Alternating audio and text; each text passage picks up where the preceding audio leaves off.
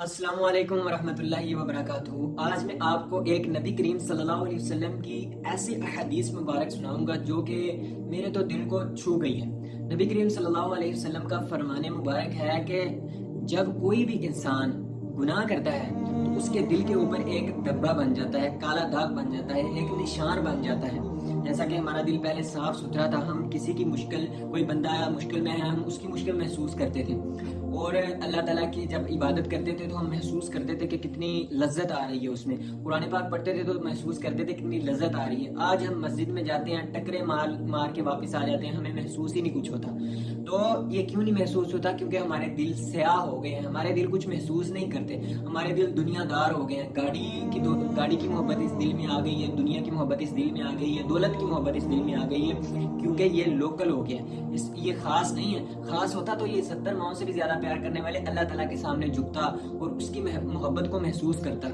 نبی کریم صلی اللہ علیہ وسلم کا فرمان ہے کہ جب کوئی بھی انسان گناہ کرتا ہے تو اس کے دل کے اوپر ایک سیاہی بن جاتی ہے، ایک دبا بن جاتا ہے، اور اس کے بعد جب دوسرا گناہ کرتا ہے تو اسی دبے کے اوپر ایک اور دبا، آہستہ آہستہ پورا دل کور ہو جاتا ہے، اور پھر دل سخت ہو جاتا ہے، پھر اس دل کے اندر ہدایت نہیں جاتی، اللہ تعالیٰ کی خاص محبت نہیں جاتی، بلکہ دنیا داری کی محبتیں آ جاتی ہیں، اور پھر وہ کسی کا درد محسوس نہیں کر سکتا، پھر وہ اللہ تعالیٰ سے اتنا دور ہو جاتا ہے کہ ایک دن آتا ہے، پھر اعلان ہوتا ہے کہ انا للہ و انا الیہ راجعون، کہ یہ والا شخص آج دنیا سے چلا گیا ہے۔ چلا تو گیا ہے، کیا اس نے اس دنیا میں آنے کا مقصد حل کر لیا؟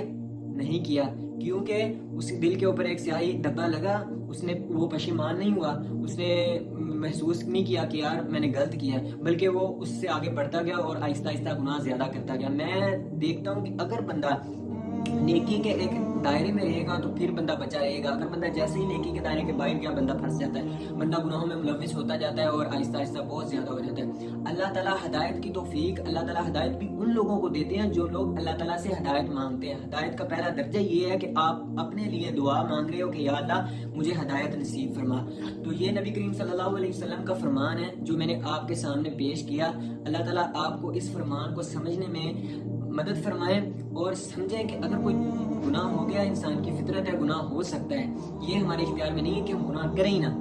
ہم سے گناہ ہوگا، کیونکہ یہ ہمارے اندر والا نفس ہے جو یہ ہم سے گناہ کروائے گا، یہ ہمیں ٹریننگ دے گا، کہے گا آؤ آؤ یہ گناہ کرو، یہ گناہ کرو۔ لیکن جب گناہ ہو گیا تو پھر رک جاؤ اپنی زندگی میں، کام چھوڑو، بولو کہ یار یہ ٹھیک نہیں ہوا، پشیمان ہو جاؤ۔ اگر آپ کی نیت صاف ہوئی، اگر آپ نے صاف نیت سے توبہ کی ہوئی تو اگلی بار انشاءاللہ آپ کا دل اتنا مضبوط ہو جائے گا کہ وہ گناہ آپ سے نہیں ہوگا، چاہ کر بھی نہیں ہوگا۔ ٹھیک ہے، اللہ تعالیٰ جب مشکل دیتے ہیں تو پھر سنوارنے کے لیے مشکل دیتے ہیں، تاکہ میرا بندہ اس مشکل کو فیس کرے، اس کا دل بڑا ہو جائے، تاکہ دوبارہ اگر یہ والی مشکل اس کے سامنے آئے تو یہ اس کو بولے کہ یار تو کوئی چیز نہیں ہے، کیونکہ میں نے پہلے تجھ سے بڑی مشکل فیس کر لی۔ تو مشکلوں میں کبھی گھبرانا نہیں ہے، اللہ تعالیٰ کا شکر ادا کرنا ہے۔ آزمائش کی دنیا ہے یہ، اس میں